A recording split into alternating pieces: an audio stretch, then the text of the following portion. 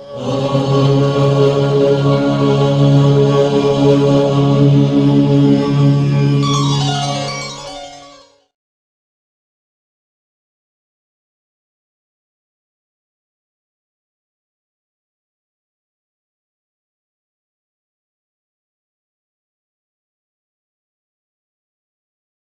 असतो मा सद्गमय तमसो मा ज्योतिर्गमय मृत्योर्मायमृतंगमय आविराविर्मयेधि।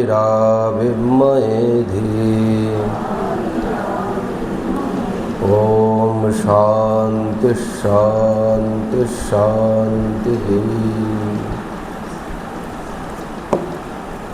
श्री द्वितीय अध्याय जगद मिथ्यात्व प्रकरण।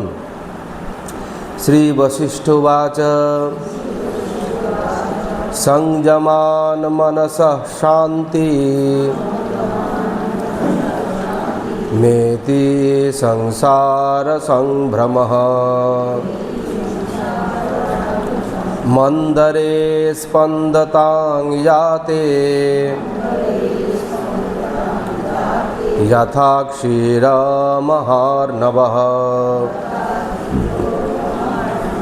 चित्तोन्मेष निमेषाभ्यां संसारस्य दयक्षयौ वासना प्राणसंरोधा दनिमेषं मनः कुरु अयं हि स्वविकल्पोत्थः स्वविकल्पपरीक्षया क्षीयते दग्धसंसारो निस्सार इत्यसंशयः परिज्ञानेन सर्पत्वं चित्रसर्पस्य नश्यति यथा तथैव संसार स्थित एव प्रशाम्यति पुंसो निजमनो मोह कल्पितो दुःखदः स्मृतः संसार चिरबेतालो विचारेण विलीयते ईदृशी राममायेयं या स्वानाशेन हर्षदा न लक्ष्यते स्वभावोऽस्या प्रेक्ष्यमाणैव नश्यति अहो नो चित्रा मायेयं तात विश्वविमोहिनी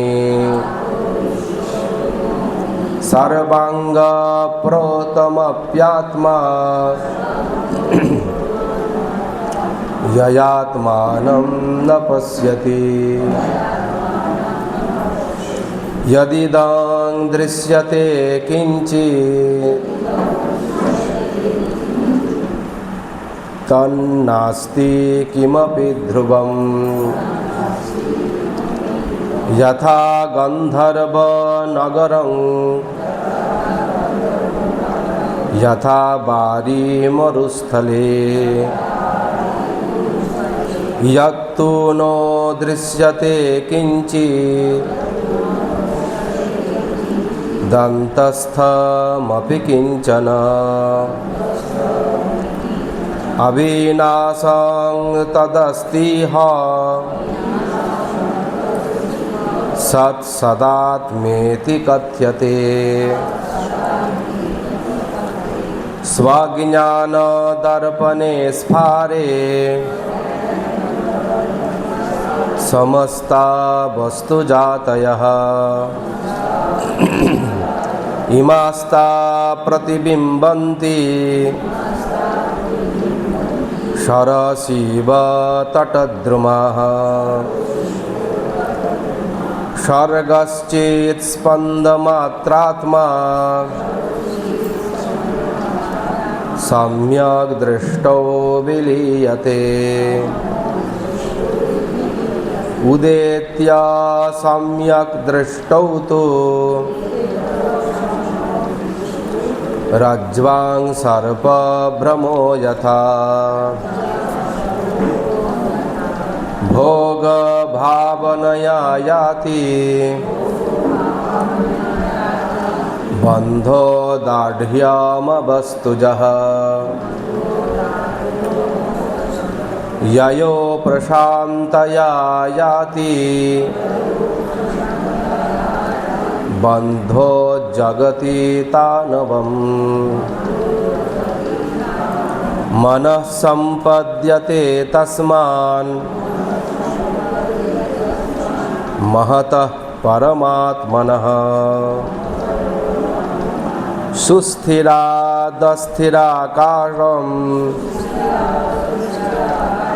तरंगा इव वारिधे यत्स्वयं स्वैरमेवासु संकल्पयति नित्यसः तेनेयामिन्द्रजालर्षि जागृति प्रवितन्यते यथा बालस्य बेतालो मृत्योपर्यन्तदुःखदः असदेव सदाकारं तथा मूढमतिर्जगत् अभुत्पन्यस्य कनके कानके कटके यथा कटक व्यक्तिरेवास्ति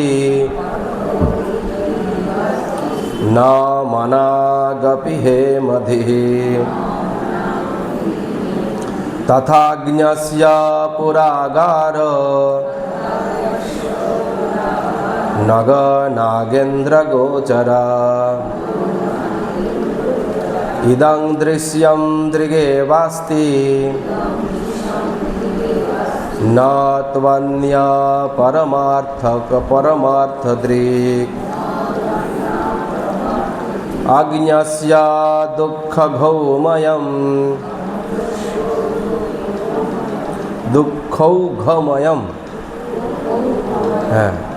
ज्ञस्यानन्दमयं जगत् अन्धं भुवनमन्धस्य प्रकाशं तु स्वचक्षुषः यथा विशुद्ध आकाशे सहसैवाभ्रमण्डलम् भूत्वा विलीयते तद्वत् आत्मनिहाखिलं जगत् आदित्या व्यतिरेकेन रश्मयो येन भाविताः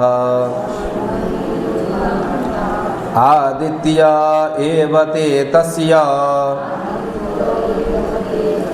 निर्विकल्पः स उच्यते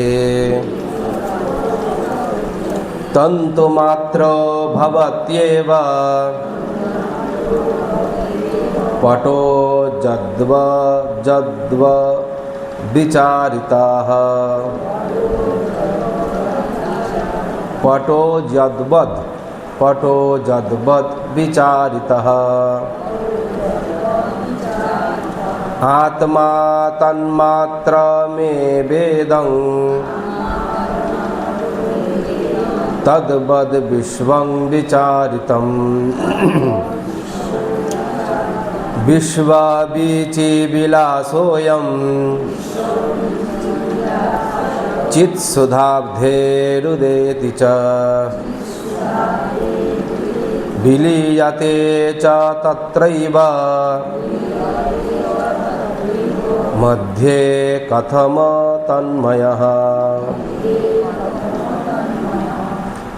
यथा न तो यतो भिन्नः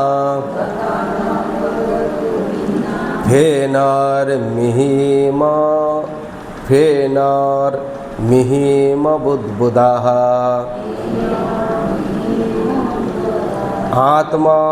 आत्मनोऽपि तथा भिन्नं विश्वमात्मा विनिर्गतम् आत्मनोऽपि तथा विश्वमात्मन्येव लयं व्रजेत् मृदि कुंभ जले बीची कनके कुंडलं यथा आत्मा ज्ञान जगद भाति ह्यात्मज्ञानान्निवर्तते रज्ज्वज्ञानादहिर्भाति तज्ज्ञानाच्च निवर्तते। এই অবধি আমাদের আগের দিন পড়া হয়েছিল 25 অবধি। আজকে আমাদের 25 অবধি এখানে যে বিষয়টা নিয়ে আলোচনা হচ্ছে যে জগৎ যে মিথ্যা, সেই মিথ্যাটা কেমন মিথ্যা সেই নিয়ে আমাদের আলোচনা হচ্ছে। সেই মিথ্যাটা বিষয়ে আমরা দীর্ঘ আলোচনা এই অধ্যায়ের মধ্যে হলো। আগের দিনে যে শ্লোকটা পড়া হয়েছিল যে বলছেন যে রজ্জ্বা জ্ঞানাৎ দহির্ভাতি তজ জ্ঞানচ্চ নিবর্ততে, অর্থাৎ রজ্জুতে যেরকমভাবে সর্পভ্রম হয়, রজ্জু মানে হচ্ছে দড়ি, দড়িতে আলো আর অন্ধকারের মধ্যে দূরে পড়ে থাকা দড়ি, যেখানে কিছুটা আলো পৌঁছেছে কিছুটা অন্ধকার আছে, এমনভাবে সেই দড়িটা আমাদের কাছে একটা যেন কুণ্ডলী পাকানো সর্পের মতন মনে হয় এবং তজ্জনিত ভয় উৎপন্ন হয়। কিন্তু যখন আলো এসে যায় তখন আমরা দেখি যে সেটা সর্প নয়, সেটা দড়ি পড়ে রয়েছে।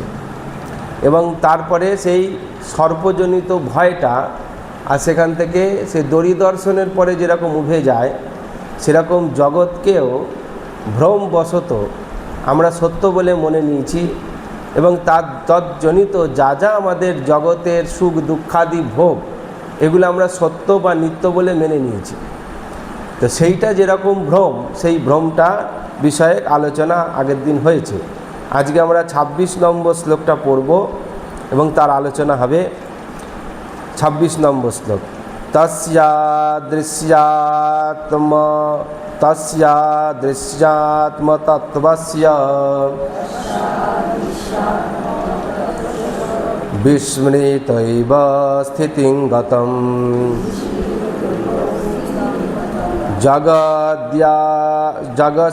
জগস্যাদীশ্বরাদ রাম জগদ্রজ্জো ভুজঙ্গবন। এখানে বলছেন কি যে হে রাম, তস্য অদৃশ্য আত্মতস্য বিস্মৃত্য এব জগৎ স্থিতিং গতম রজ্জু ভুজঙ্গবৎ জগৎ ঈশ্বরাৎ স্যাৎ।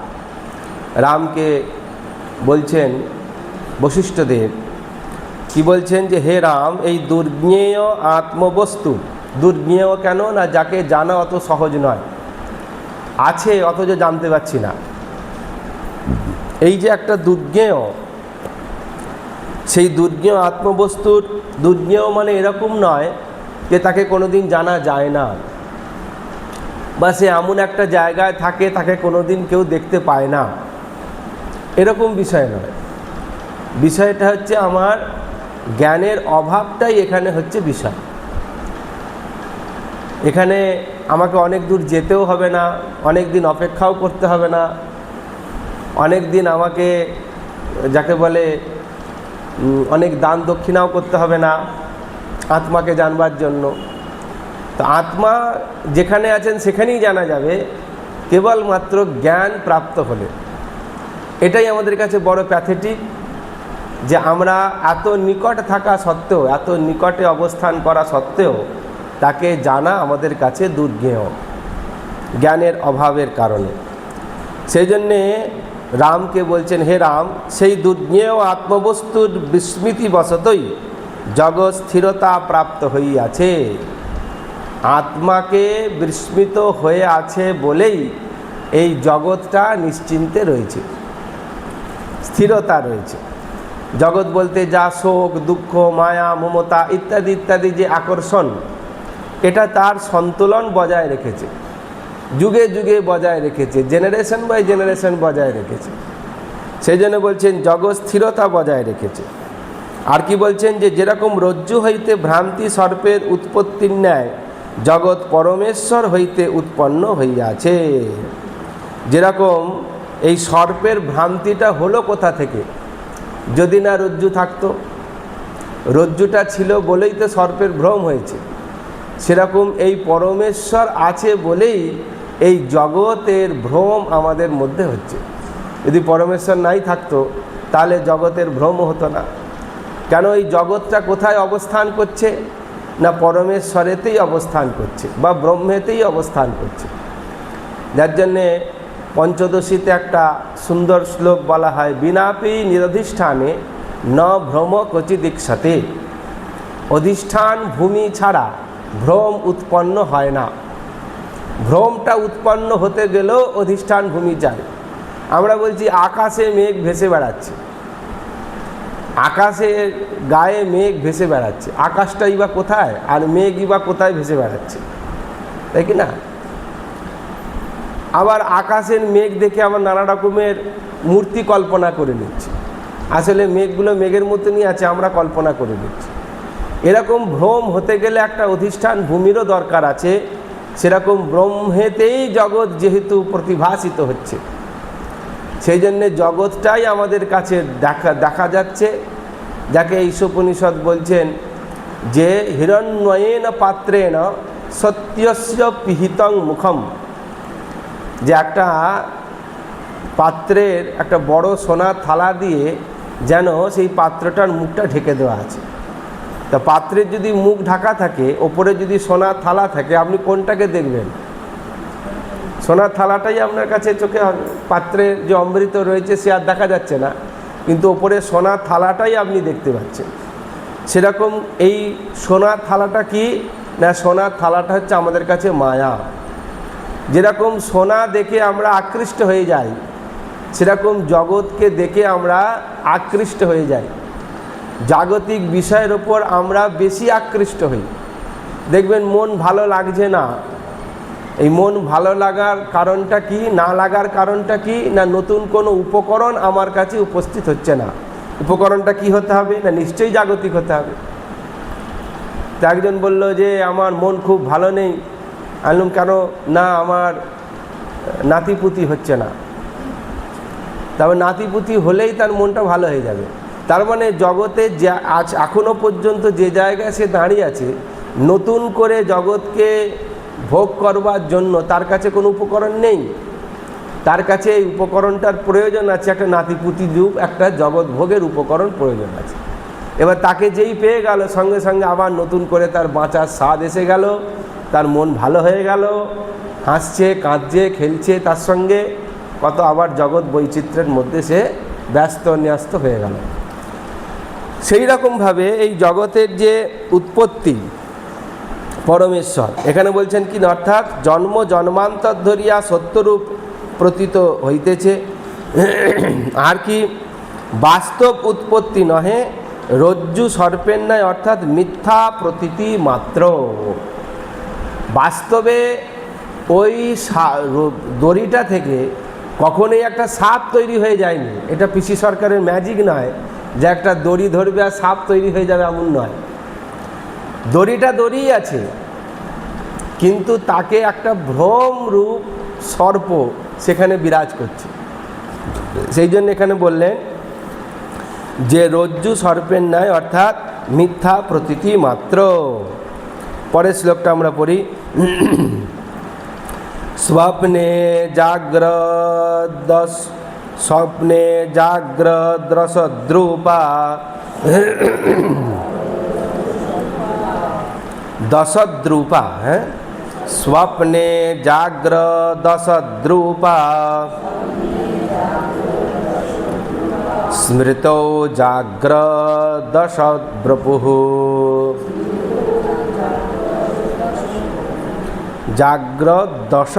জাগ্রদশদ্রপুঃ মূর্তির্জন্মন্য় সদ্রূপা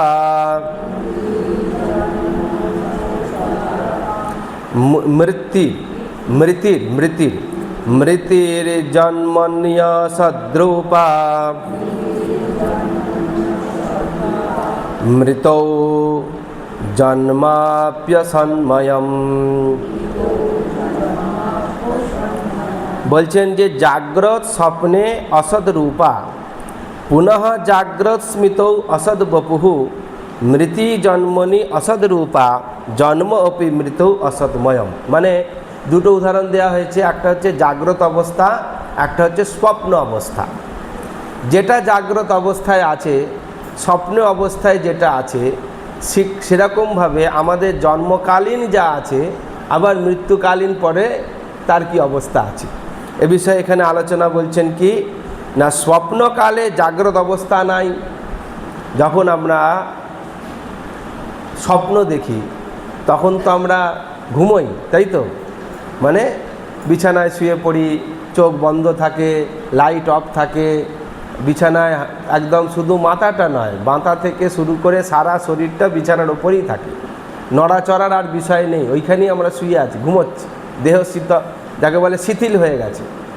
কিন্তু স্বপ্নে আপনি দৌড়চ্ছেন। যেরকম স্বপ্নের সময় আপনার চলাফেরা স্বপ্নেতে চলছে, দৌড়চ্ছেন, ছুটছেন, কোথায় তীর্থযাত্রা করছেন, কোথায় নেমন্তন্ন বাড়ি গেছেন, গঙ্গা স্নান করছেন, যা কিছু স্বপ্নে করছেন, কিন্তু তার কন্ডিশন কি? স্বপ্ন দেখতে গেলে কন্ডিশনটা কি আছে না, আপনাকে ঘুমোতে হবে, কোথাও গিয়ে শুতে হবে। তার মানে জাগ্রত অবস্থা ত্যাগ করে আপনাকে স্বপ্ন অবস্থায় প্রবেশ করতে হবে, তাই তো? জেগে জেগে আপনি চলতে ফিরতে তো স্বপ্ন দেখেন না, কিন্তু স্বপ্ন দেখতে গেলে আপনাকে ঘুমোতে হবে। সেরকমভাবে বলছে স্মৃতিকালেও জাগ্রত মিথ্যা। এবারে যখন আমরা স্মৃতি অর্থাৎ কোনো একটা পূর্ব ঘটনাকে স্মরণ করি, তখন সেইখানে জাগ্রত অবস্থা মিথ্যা।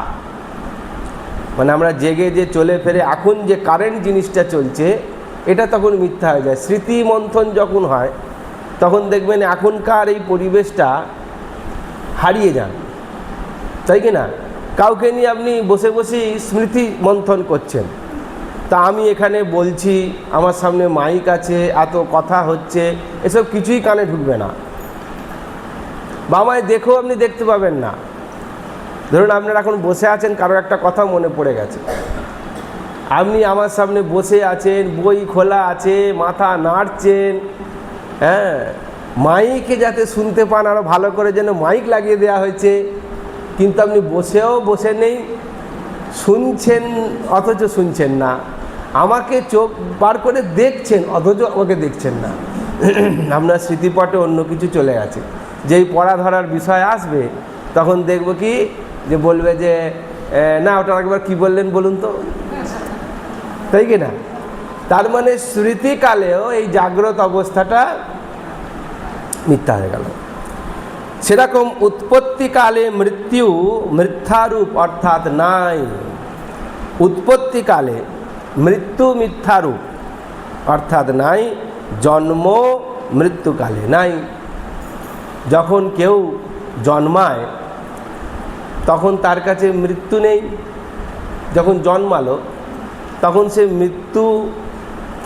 মৃত্যুটা মানে জন্মালো মৃত্যু দুটো কি একসঙ্গে তো হতে পারে না। মৃত্যুর সময় মৃত্যু হবে, জন্মের সময় জন্ম হবে।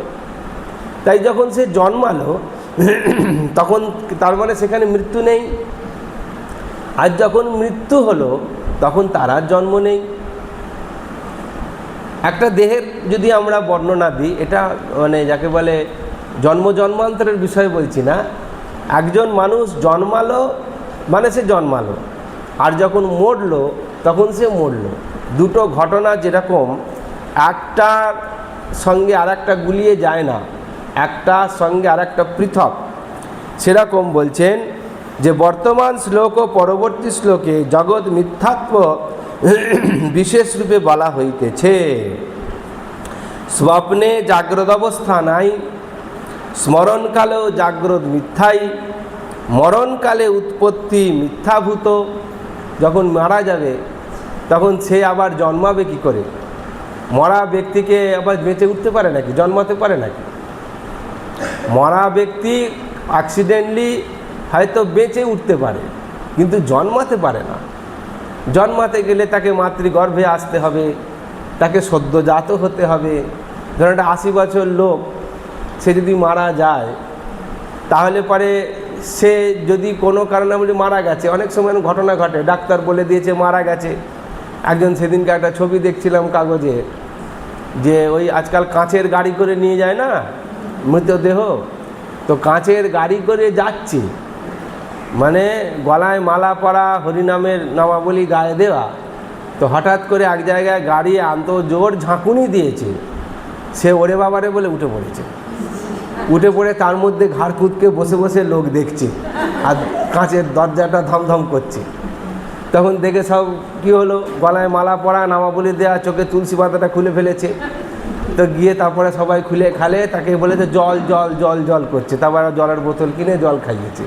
তো মরা কোনো মিরাকলে মরা জীবিত হতে পারে, কিন্তু জন্মাবে কি করে? জন্মালো কি?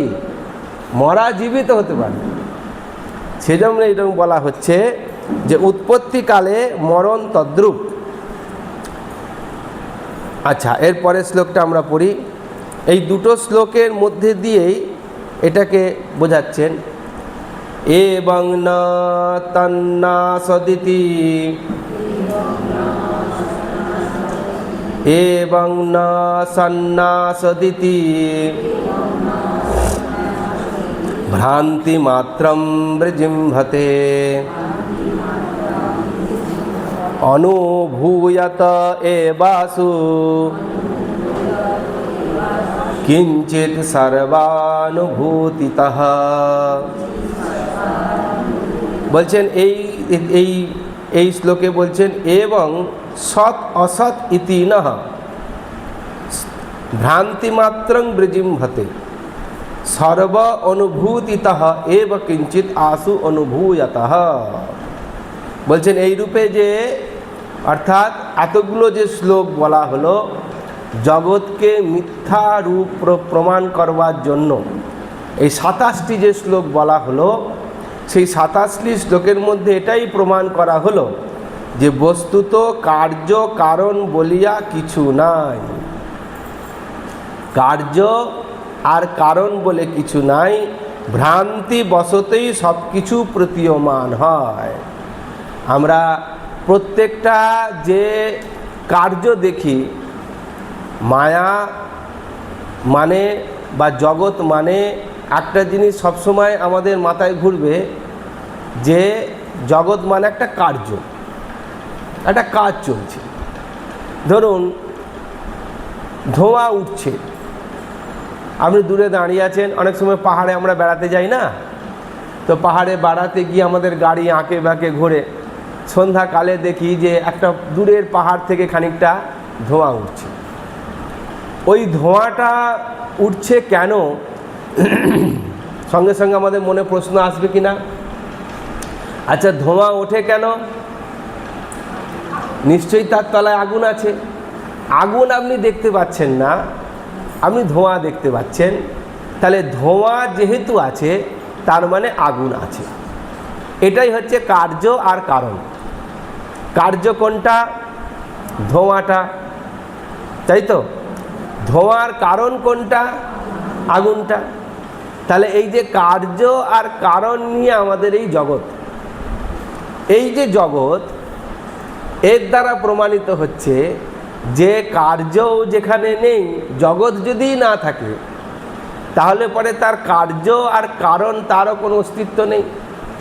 যেরকম স্বপ্নে আপনি দেখছেন যে বাড়িতে আগুন লেগে গেছে, তো আপনি সেই আগুন লাগার জন্য ছোটাছুটি করছেন, জল ঢালছেন, নেভাবার চেষ্টা করছেন, কোথাও নিভছে, কোথাও জ্বলছে, হই হই হচ্ছে চারিদিকে, বাড়িতে চারিদিকে সবাই ছুটোছুটি করছে। হঠাৎ করে এরকম ছুটোছুটি করতে করতে, হাঁ করতে করতে আপনার ঘুমটা ঝট করে ভেঙে গেল। এবার বলুন তো, আগুনটা কোথায় লেগেছিল? ঘুমটা যেই ভেঙে গেল, তাহলে আগুনটা কোথায় লেগেছিল? হ্যাঁ, স্বপ্নে। তো সেখানে সেটা কি সত্য?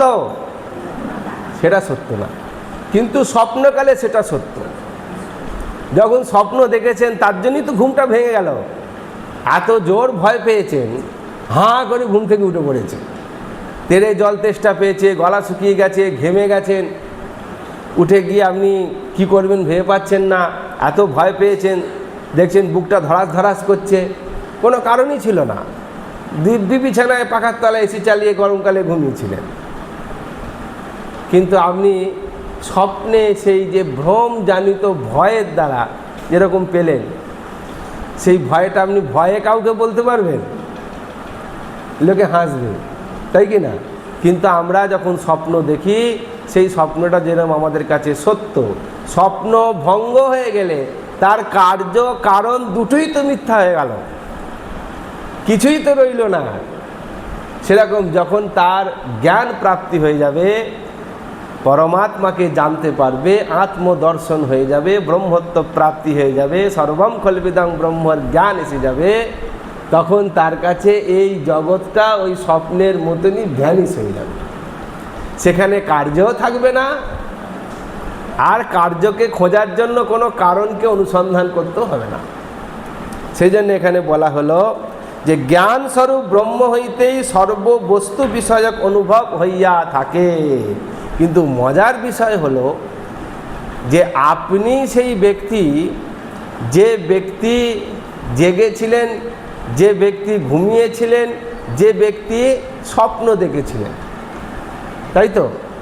তাহলে আপনি যদি না থাকতেন, তাহলে পরে আপনার স্বপ্ন দেখাটাও থাকতো না। সেরকমভাবে আমাদের এই যা কিছু নিমিত্ত, যা কিছু ঘটনা, সব ব্রহ্মের ওপরেই অনুষ্ঠিত হচ্ছে। ব্রহ্ম না থাকলে বা ব্রহ্মতেই যে জগৎ রয়েছে, যার জন্য বলা হচ্ছে জীব ব্রহ্মৈব না পর। জগৎগুরু শঙ্করাচার্য বললেন জীব ব্রহ্মৈব না পর, জীব ব্রহ্ম ব্যতীত অন্য কিছু নয়। তার মানে জগৎ ব্রহ্ম ব্যতীত অন্য কিছু নয়। জগৎ বলে যা কিছু দৃশ্য হচ্ছে সবটাই সেই ব্রহ্মেতেই। উদাহরণস্বরূপ আগে আমাদের বলা হয়েছে যে কি না, নদীর জলে বা সাগরের ঢেউ, তাই তো? যে আমাদের সাগরেতে যে ঢেউ ওঠে, সেই ঢেউয়ের কারণে সেখানে ফেনা হয়, বুদবুদ হয়, অনেক কিছু ঘটনা ঘটে। কিন্তু বস্তুত সেটা যেরকম সাগর থেকেই এলো আর সাগরের মধ্যেই রইল আর সাগরেই বিলীন হয়ে গেল, সেরকমভাবেই ব্রহ্মেতেই এইগুলো জগৎটা প্রতিভাতিত হচ্ছে। কিন্তু আমাদের ওই ঢেউ দেখার জন্য আমরা যাই, গভীর সমুদ্র দেখার জন্য আমরা কেউ যাই না, কারণ ওটা আমাদের ভালো লাগে, ওই বৈচিত্র্যটা ভালো লাগে। ওই বড় ঢেউ উঠবে, তারপরে তার ফেনা দেখতে যাব, হাতে করে ফেনা তুলতে অনেকে যায় সমুদ্রের ধারে, ফেনা তুলতে গেছে, সমুদ্রকে ধরতে ছুটছে, আবার সমুদ্র যেই তেড়ে আসছে সঙ্গে সঙ্গে ছুটে চলে আসছে। এই লীলা খেলা দেখতে খুব ভালো লাগে। ব্রহ্মের এই যে জগৎরূপী লীলার মধ্যেই আমরা আটকে আছি, এটাই আমাদের ভালো লাগছে। সেই জন্যে বলছেন যে বস্তুত যেরকম সাগর ছাড়া এগুলো কিছুই নয়, সেরকম ব্রহ্ম সত্তা ব্যতীত কিছুই নাই, ইহাই অর্থ। এখানে একটু বিশদভাবে ব্যাখ্যা করেছেন যে কার্যকারণ ভাববিহীন অনুভব বা জ্ঞানস্বরূপ এক ব্রহ্মই নানা অনুভব রূপে প্রতীয়মান হন। শ্লোক দেওয়া হয়েছে এখানে, যে অনেকটাই বড় ব্যাখ্যা এখানে করা হয়েছে। আজকে আমরা এই ব্যাখ্যাটা একটু প্রবেশ করব। কি বলছেন, যে কার্য কারণ ভাববিহীন অনুভব। কার্য এবং কারণ আমাদের ভাববিহীন। ভাববিহীন মানেটা কি বলছেন, যা জ্ঞান স্বরূপ এক ব্রহ্মই নানা অনুভব রূপে প্রতীয়মান হচ্ছে। বস্তুত জিনিসটা একই, কিন্তু নানা রূপে প্রতিভাত হচ্ছে। আমরা একই ব্যক্তি যখন অভিনয় করেন, লোকটার নাম আছে অভিনয়কর্তা, কিন্তু রঙ্গমঞ্চে যখন অভিনয় করছে তখন সে চোরও সাজছে, আবার একটা নাটকে পুলিশও সাজছে, আবার একটা নাটকে রাজাও সাজছে, আবার একটা নাটকে ভিখারিও সাজছে। লোকটা তো একই, কিন্তু সে যখন অভিনয় করছে তখন সে বিভিন্ন রূপের মেকআপ নিয়ে অভিনয় করছে। আমরা তো অভিনয় দেখে অভিভূত হচ্ছি, কিন্তু চোর, পুলিশ, ডাকাত, রাজা, প্রজা, ভিখারি, এতগুলো যা অভিনয় হলো, করলোটাকে, ব্যক্তিটা কে ছিল? একটাই ব্যক্তি ছিল, ব্যক্তি তো একটাই ছিল, কিন্তু তার অভিনয় ক্ষমতাতে সে আমাদের মনোরঞ্জনের জন্য এত রকম অভিনয় করে। আমরা বলি ওনার ওই অভিনয়টা খুব ভালো হয়েছে। ব্যক্তিটার নাম একই থাকে, সে তো 40 বছর ধরে অভিনয় করছে, কিন্তু সে হয়তো 100-150 এরকম যাকে বলে চরিত্র অভিনয় করেছে, কিন্তু সেই চরিত্রটাকে অভিনয় দেখার পরে আমরা কিন্তু কখনোই বলি না ওই চরিত্রটা নিয়ে আলোচনা করি না। আমরা আলোচনা করি কি না, ওই ব্যক্তি এই চরিত্রে ভালো অভিনয় করেছে, বলি কি না? উত্তম কুমার কত রকম চরিত্র অভিনয় করেছে, কিন্তু আমরা চরিত্রগুলো ভুলে গেছি, বা চরিত্রে কিছু কিছু ডায়লগ মনে আছে, কিন্তু বলার সময় বলিটা কি উত্তম কুমার। ব্যক্তিটা একই, অভিনয় করতে আলাদা আলাদা, অভিনয়ের যাকে বলে সাজগোজ আলাদা আলাদা, ডায়লগ আলাদা আলাদা, বেশভূষা আলাদা আলাদা, কিন্তু ব্যক্তিটা যেরকম এক, ঠিক তদ্রূপ এখানে বলছেন যে এই একই ব্রহ্ম নানা অনুভব রূপে প্রতীয়মান হচ্ছে। এরকম তিনি গাছ হয়েছেন, তিনি পশু হয়েছেন, তিনি পাখি হয়েছেন, তিনি ঘাস হয়েছেন, তিনি মশা হয়েছেন, তিনি মাছি হয়েছেন, তিনি মানুষ হয়েছেন, তিনি হাতি হয়েছেন, তিনি আবার ইঁদুরও হয়েছেন। তিনি নানা রূপে রয়েছেন। সেই জন্য এখানে একটা খুব সুন্দর শ্লোক বলছেন, সত্তা সর্বপদার্থানাম নান্যা সংবেদনাদৃতে জ্ঞান স্বরূপমে বাহুর জগতে জগদে তৎ বিচক্ষণাঃ অর্ধস্বরূপং ভ্রাম্যন্ত পশ্যন্তন্যে কুদৃষ্টয়ঃ কার্যকারণতা যত্র ন কিঞ্চিদুপপদ্যতে যাদৃগেব পরং ব্রহ্ম তাদৃগেব জগত্রয়ম। কি বললেন, যে এক স্বরূপ জ্ঞান ব্যতীত সর্ব পদার্থের আর কোনো সত্তা নাই। একটাই জ্ঞান প্রাপ্ত হতে হবে, ভিন্ন ভিন্ন জ্ঞানের প্রয়োজনীয়তা নাই। একটাই জ্ঞান, সে জ্ঞানটা কি জ্ঞান? স্বরূপ জ্ঞান। স্বরূপ জ্ঞানটা কি না, আমি কে, ও হাম, আমি কে। আমি যদি আমি সবাইকে চিনি কিন্তু নিজেকে চিনি না। সবাইকে দেখতে কেমন আমি জানি, আমাকে দেখতে কেমন আমি জানি না। জানেন আপনাকে দেখতে কেমন জানেন? কোন ছবিটা দেখাবেন? 5 বছরের ছবিটা, না 16 বছরের ছবিটা, না বিয়ের মালা বদলের ছবিটা, হ্যাঁ, না নাতি কোলে ছবিটা? সব কটা ছবি আপনাকে চিনিয়ে দিতে হবে, এইটা আমি, এইটা আমি, এইটা আমি, এইটা আমি, তাই কি না? আমরা এত সুন্দর দেখতে যে আমাদের কেউ চিনতেই পারে না। আমি না বলে দিলে আমাকে কেউ ছবি দেখেও চিনতে পারবে না, তাই কি না? সেরকমভাবে আমরা অনেককে চিনি, কিন্তু এই যে ছোট বয়সের 5 বছর 15 বছর 16 বছর 25 বছর 30 বছর 50 বছর করে এই যে এখনে দাঁড়িয়ে আছেন, ছবির সঙ্গে সঙ্গে ওই রূপটাও চলে গেছে, তাহলে আছেটাকে? তাহলে আছেটাকে? আমি বলে যাকে আমি বলছি সে আমি তার নেই, তাহলে আমি বলে আছেটাকে? এই প্রশ্নের উত্তর আমাদের দিতে খুব কষ্ট হবে, হারিয়ে যাব, গুলিয়ে যাব। আমির উত্তর দিতে আমরা হারিয়ে যাব, আমাতেই হারিয়ে যাব। তাহলে আমিটাকে এই যখন সে জানতে পারবে, তাহলে আমিটাকে তাকেই বলা হচ্ছে স্বরূপ জ্ঞান, নিজের স্বরূপের জ্ঞান। রূপের জ্ঞান নয়, স্বরূপের জ্ঞান। রূপ হচ্ছে বাহ্যিক, স্বরূপ হচ্ছে অন্তর। সেই যে আমি আমার স্বরূপকে জানতে পারবো, সেই স্বরূপ জ্ঞান ছাড়া সর্ব পদার্থের আর কোনো সত্তা নেই। এবারে চিন্তা করে দেখুন, ওই 5 বছরেও যে আমি ছিলাম, 15 বছর 16 বছরও যে আমি ছিলাম, 30 বছরও যে আমি ছিলাম, এখনও যে আমি আছি, আমি কিন্তু আছি। মানে স্বরূপত আমি আছি, কিন্তু রূপত আমি নাই। রূপ পরিবর্তন হয়েছে, কিন্তু স্বরূপ একই হয়েছে। তাহলে ওই যে এক যে স্বরূপ, সেটা ছিল বলে এতগুলো রূপ আপনার মধ্যে দিয়ে প্রতিফলিত হলো। রূপগুলো হলো কার ওপরে? আপনার স্বরূপ ছিল বলেই তো রূপগুলো তার উপর দিয়ে হলো। যদি স্বরূপতই আপনি না থাকতেন, তাহলে আর রূপ কোথায় থাকতো? যেখানে সেখানেই দাঁড়িয়ে যেত, তাই কি না?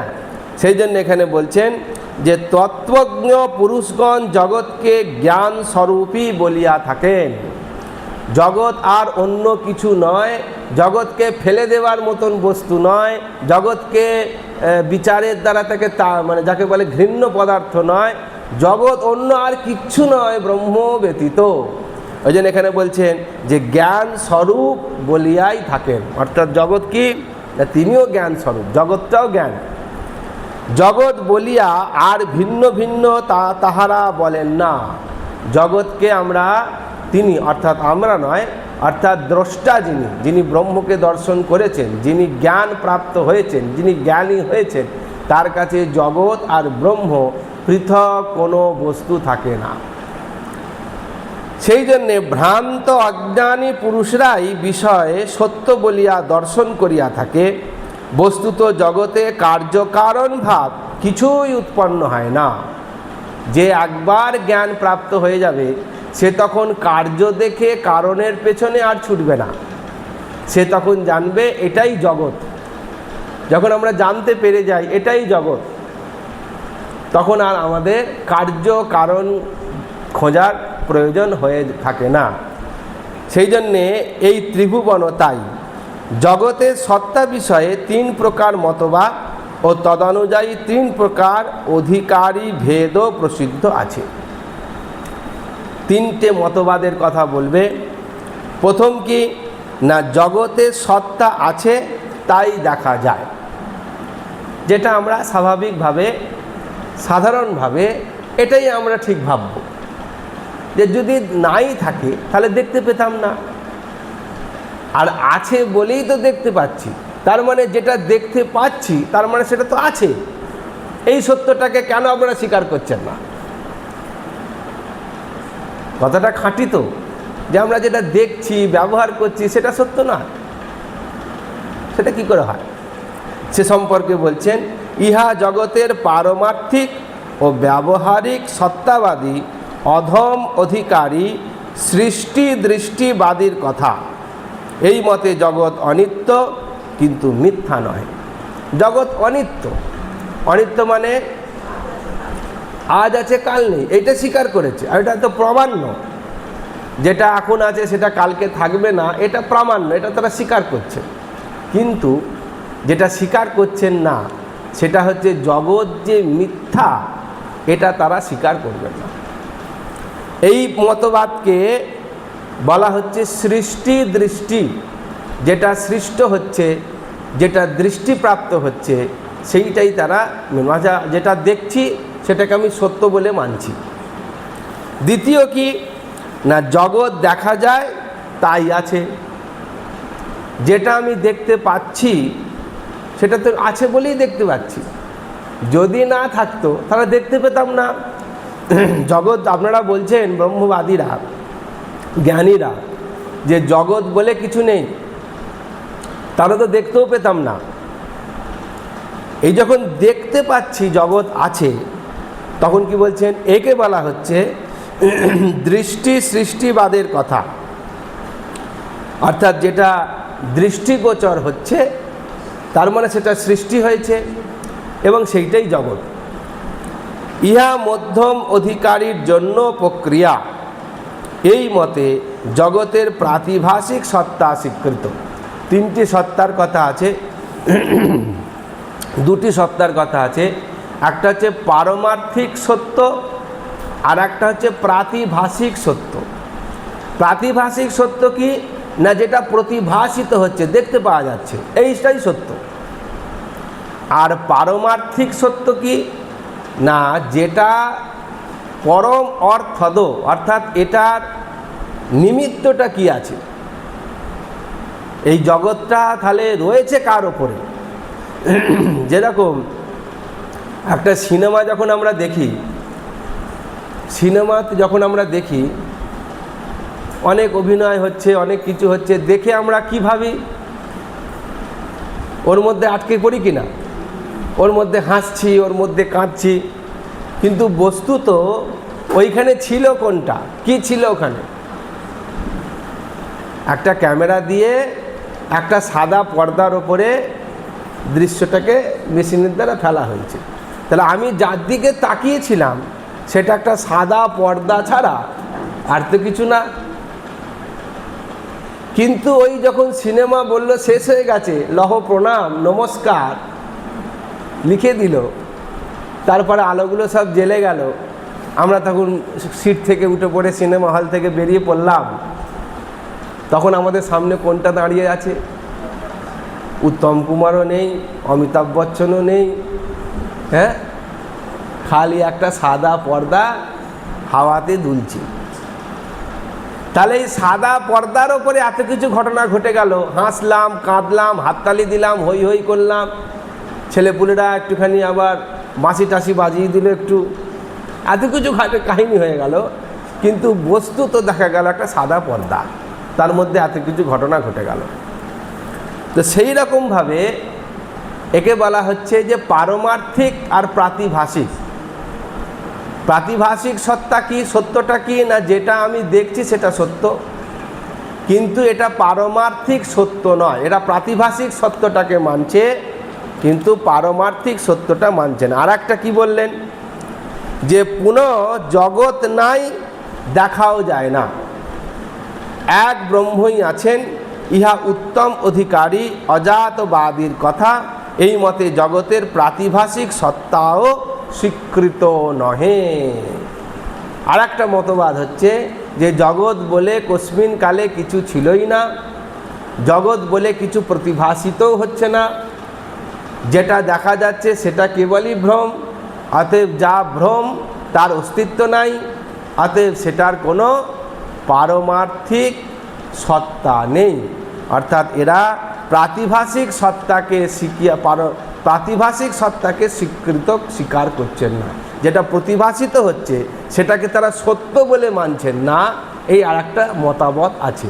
তাহলে তিনটে মতামতকে এরমভাবে অধিকারী বলা হলো, যে প্রথম অধিকারী হচ্ছে অধম, দ্বিতীয় অধিকারী হচ্ছে মধ্যম, আর তৃতীয় অধিকারী হচ্ছে উত্তম, এইভাবে বলা হলো। এই সৃষ্টি দৃষ্টি, সৃষ্টি অর্থ ঈশ্বর সৃষ্ট। কটা বাজে, কটা এখন আজকে 7টা, তাহলে আজকে আরেকটা এইটা পড়ে নিই, পড়ে এটা শেষ করে দেব। সৃষ্টি দৃষ্টি, সৃষ্টি অর্থ ঈশ্বর সৃষ্ট এবং অজ্ঞানের অনির্বচনীয় ব্যবহারিক পরিণামরূপ জগৎ।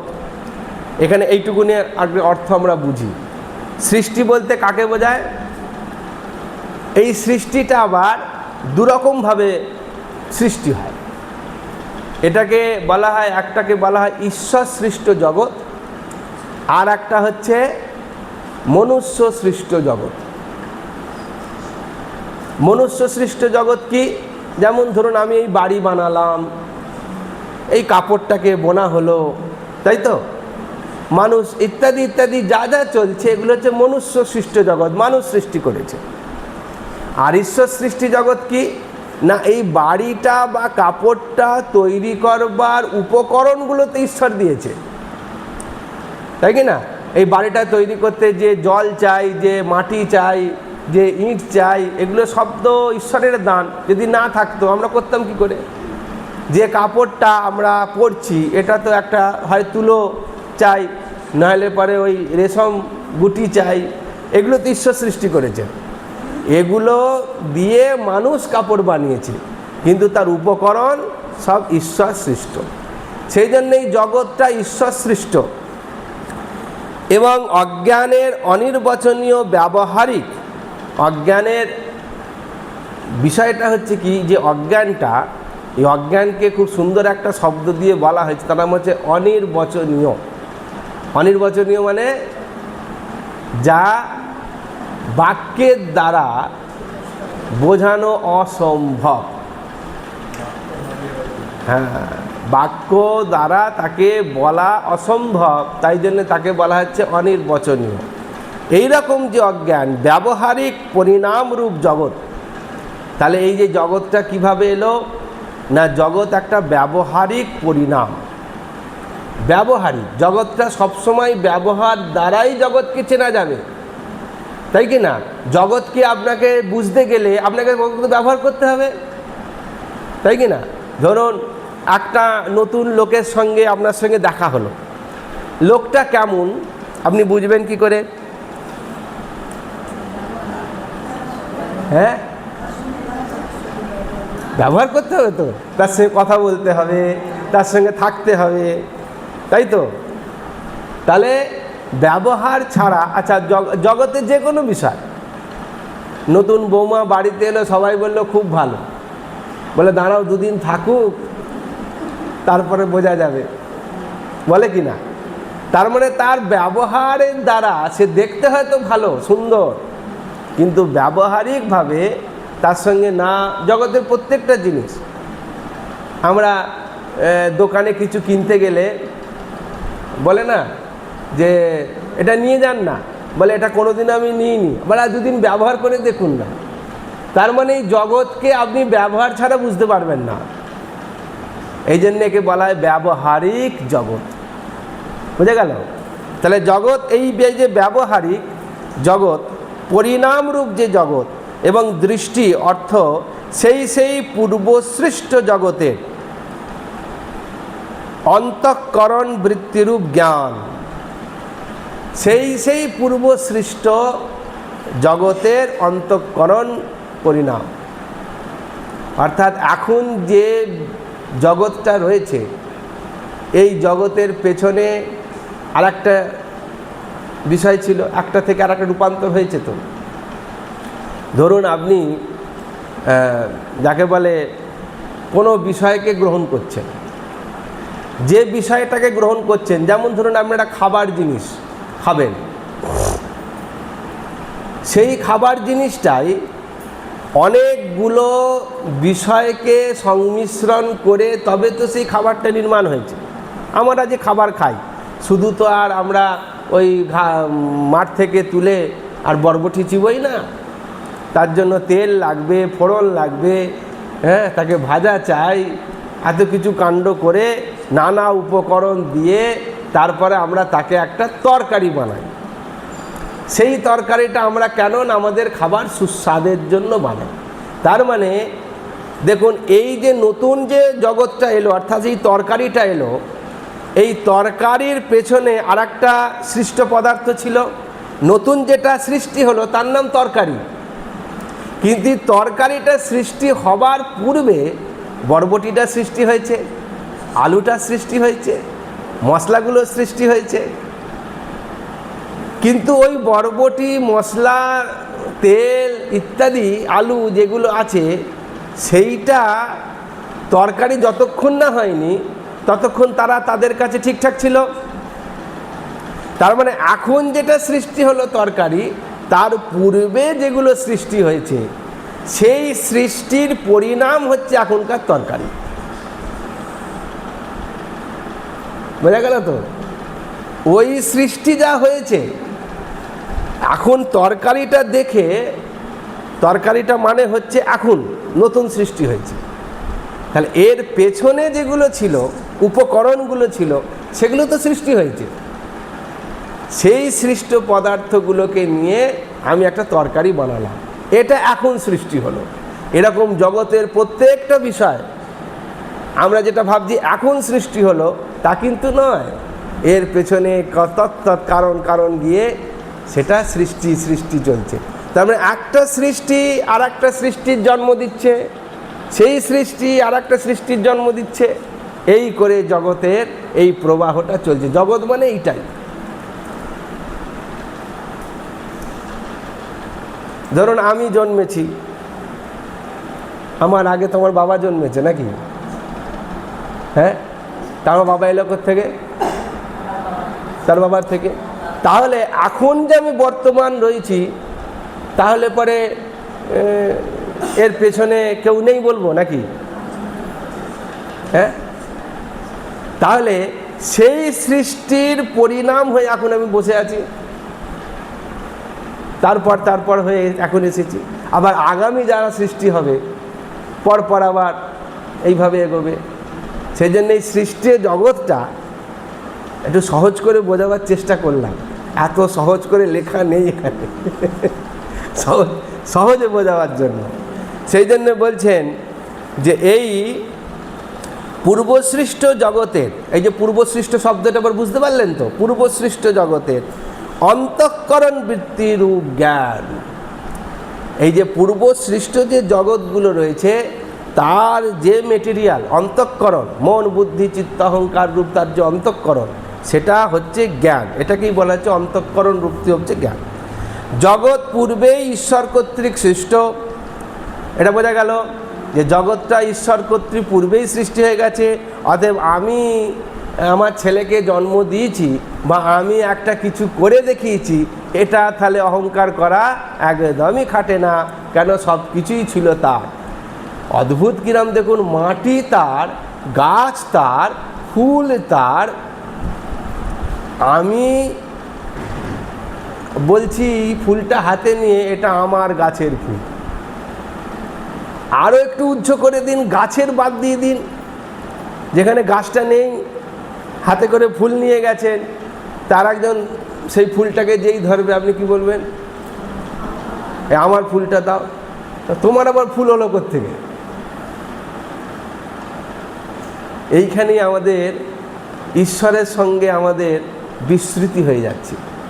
এই জগৎ পুরো তিনি সৃষ্টি করেছেন, অথচ তাকেই আমরা ভুলে গেছি।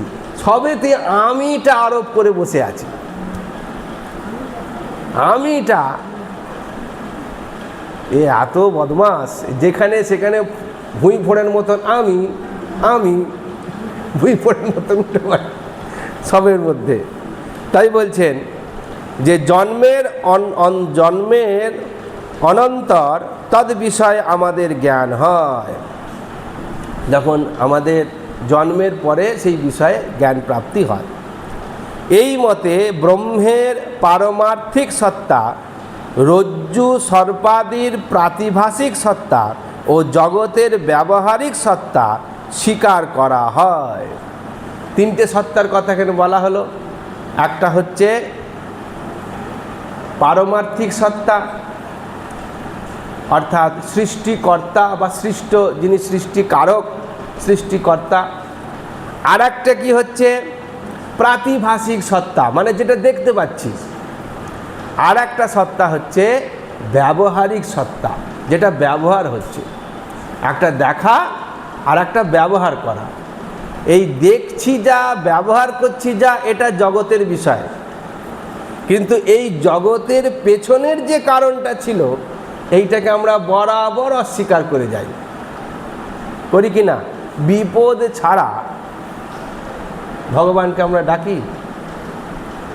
যখনই বিপদ হবে, ছোট বয়স থেকে একটা জিনিস, বিপদে মোরে রক্ষা করো, এ নয় মোর প্রার্থনা, আমরা বলি বটে, কিন্তু বিপদে না পড়লে, এমনকি বিয়ে বাড়িতে লোকের বউটা কেমন হয়েছে, আরে বউটাকে তুমি এনেছো নাকি, আমার বৌমা কেমন হয়েছে, ওই আমার, আচ্ছা নেমন্তন্ন বাড়িতে খাওয়া দাওয়াগুলো কেমন হয়েছে, কেন আমার বিয়ে বাড়ি,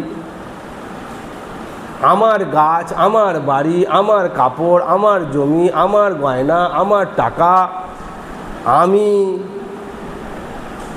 রাস্তায় পড়ে আছে একটা, ধরুন একটা টাকার নোট, সব থেকে ভালো বোঝার মতন একটা নোট, টাকার নোট, আপনি দোকানে একটা জিনিস কিনতে গেলেন, সেই কেনার পরে ধরুন 100 টাকা দিলেন, 50 টাকা হলো, 50 টাকা আপনি পকেটে রাখলেন, যতক্ষণই 50 টাকাটা ওর কাছে ছিল বললো ওর, আর যে আপনার পকেটে এলো বললো আমার, আবার আপনি আর একজন কাউকে দিলেন, বললেন তোর, তাই কি না?